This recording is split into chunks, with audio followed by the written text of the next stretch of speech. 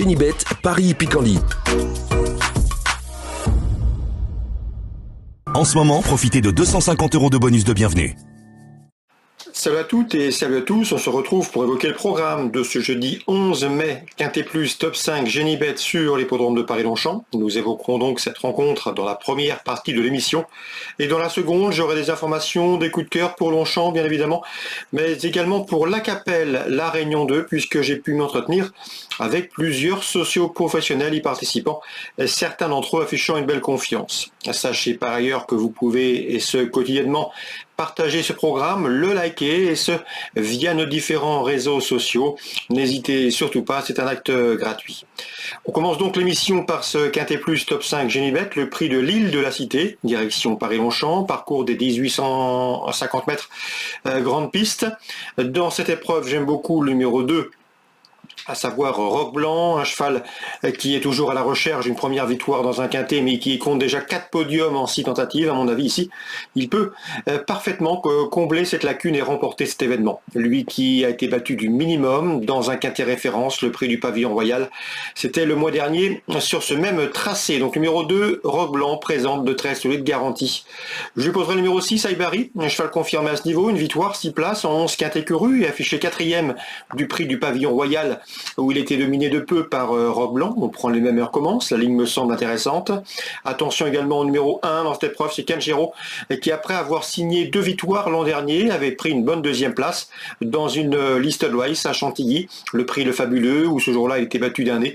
Le cheval ici, pour ses débuts dans les handicaps, mérite crédit, d'autant qu'il devra afficher des progrès sur sa course de rentrée effectuée sur la PSF.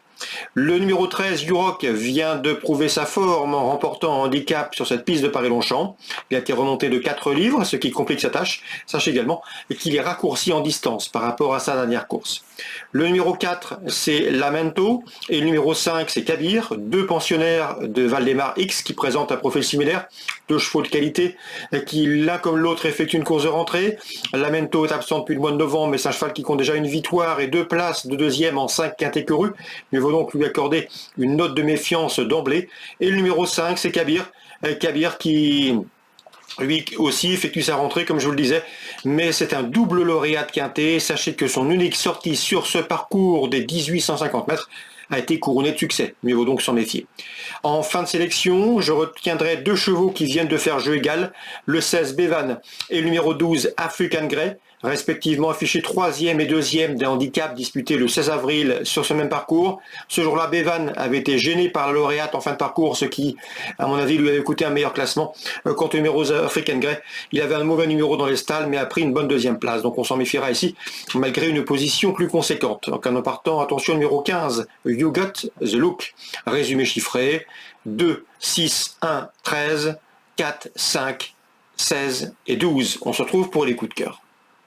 En ce moment, profitez de 250 € de bonus de bienvenue.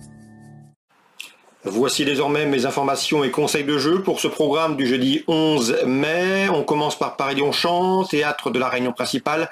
Dans l'épreuve d'ouverture, j'ai pu m'entretenir avec Bruno de Monzet qui présente le 101 Zorken, un cheval qu'il aime beaucoup, qui a débuté victorieusement, et ce avec la manière sur l'hippodrome de la Teste, et ce sur la distance proposée, c'est-à-dire le kilomètre, le parcours des 1000 mètres.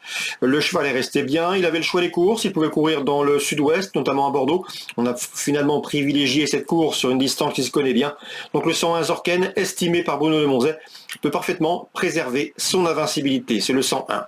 Je lui poserai le numéro 2, à savoir The Toxer, qui reste également sur une victoire, et le numéro 4, Bassam, qui est accrédité de début prometteur 2e. 101, 102, 104, attention au 101. Concernant Yvonne Volmer, elle présente le 501 Lucky Charlie, le cheval étant au top, il vient d'ailleurs de prouver sa bonne condition physique sur l'hippodrome de Compiègne, il se retrouve ici face à une opposition dans ses cordes, dans ce handicap, et à mon avis, il devrait jouer les premiers rôles, le 501 Lucky Charlie. Concernant La Capelle maintenant, c'est la Réunion 2, j'ai pu m'entretenir dernièrement avec Jérôme Blavette qui présente le 103 Global Empire, c'est un bel engagement pour ce 103, une course réservée aux 7 et 8 ans. Global Empire devrait en tirer profit, sa forme est évidente, il sait finir vite lorsqu'on peut lui masquer l'effort, le 103 Global Empire. Dans la deuxième, j'ai pu m'entretenir avec Lieven Canert, un entraîneur basé en Belgique, tout près de la frontière, non loin de l'hippodrome du Croisé-la-Roche. Il présente le 213 In the Sun, le cheval avait gagné autre montée lors de son avant-dernière sortie. Le cheval est bien, d'après son entraîneur, il est parfaitement capable de prendre une 3e, 4e place dans ce lot, et je pense que la cote sera intéressante. Donc attention 213 In the Sun. Je lui préférerais toutefois le 14 Ikitori, qui fait preuve d'une belle constance autre montée, qui a déjà couru dans de meilleurs lots. Ici, l'occasion lui est donnée de s'imposer. J'aime beaucoup le 214 Ikitori. On peut le reposer le numéro 8 Igolo, qui sera intéressant à juger à ce niveau, face à des chevaux plus aguerris que lui autre montée. 214, 208, 213.